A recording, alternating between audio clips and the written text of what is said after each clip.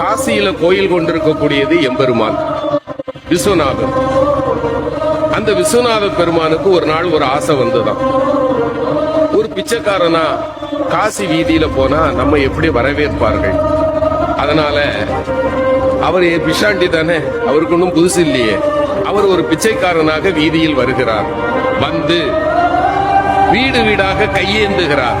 காலையிலிருந்து மாலை வரை காசிமா நகர் முழுக்க அலைந்த பிறகும் அன்னபூரணியினுடைய கணவனுக்கு ஒரு பிடி சோறு கொடுப்பதற்கு யாரும் தயாராக இல்லை. பசியால வாடிப்போன நிலையில் இருந்த எம்பெருமான் மாலை வேளையில் காசி நகரத்தினுடைய சாக்கடைகள் எல்லாம் சங்கமமாகின்ற பகுதி, அந்த பகுதியில போய் சேர்க்கிறார்.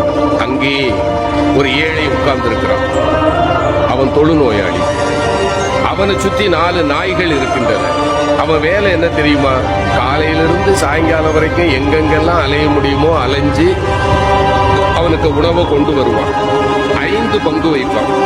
தன்னை சுற்றி இருக்கிற 4 நாய்களுக்கு 4 பங்கு, 5வது இவனுக்கு. அப்படி 4 நாய்களுக்கும் கொடுத்து விட்டு இவன் சாப்பிட போகும்போது சிவபெருமான் போய் கை நீட்டினான். பசிக்குதுப்பான்னா. அவன் அப்படி ஏற இறங்க பார்த்தான். பாதியை கொடுத்துருக்கலாம்ல, முழு உணவையும் கொடுத்து சாப்பிடுன்னா. இறைவன் ஆடி போயிட்டான். பெரிய பெரிய மாளிகையினுடைய வீடுகள்ல கூட எனக்கு ஒரு பிடி உணவு கிடைக்கல, இவன் மொத்த உணவே இவ்வளவுதான், இவங்கிட்ட நான் யாருன்னு சொல்லிடணும். அப்பா நான் யார் தெரியுமா? அந்த ஏழை சொன்னா, ரொம்ப தேவையா? பசிய பத்தியும் எனக்கு தையா தெரியும். நானாவது காலையில இருந்து தான் சாப்பிடல, உன்னை பார்த்தா 3 நாளா சாப்பிடாத அசாமி மாதிரி தெரியுது. சாப்பிடு, உன் கதையை சொல்லு. இல்ல நான் சொல்லுவேன். உனக்கும் போக்கிடம் கிடையாது. யார பார்த்து? சிவபெருமான பார்த்து. உனக்கும் போக்கிடம் கிடையாது, எனக்கும் போக்கிடம் கிடையாது. இங்கதானே இருக்க போறோம், சாப்பிட்டுக்கிட்டு சொல்லுப்பா. இல்லையா, நான் சொல்லியே ஆகணும். அந்த ஏழை சிரித்து கொண்டே சொன்னார், என்ன பெருசா சொல்லிட போற? நீ யார்? அவ்வளவுதானே. நான் சொல்லவா? நீ பரம்பொருள்.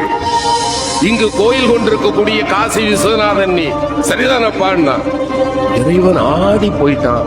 ஞானிகளாலும் கண்டுகொள்ள முடியாத என்னை மகனே நீ எப்படிப்பா கண்டுகொண்டாயின்னா.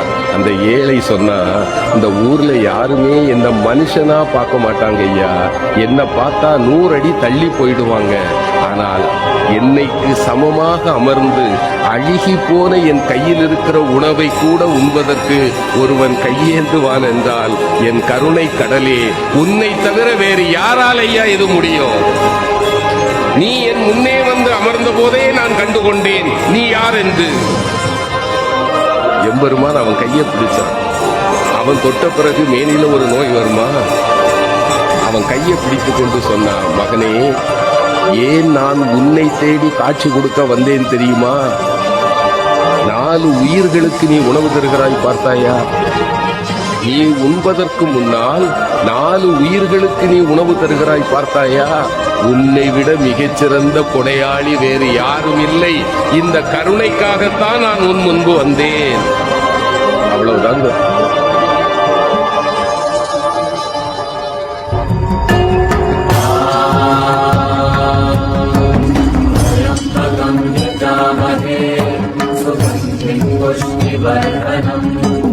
पूर्वारुकमिव बन्धनान् विद्युर्मुक्षीयमामृतात्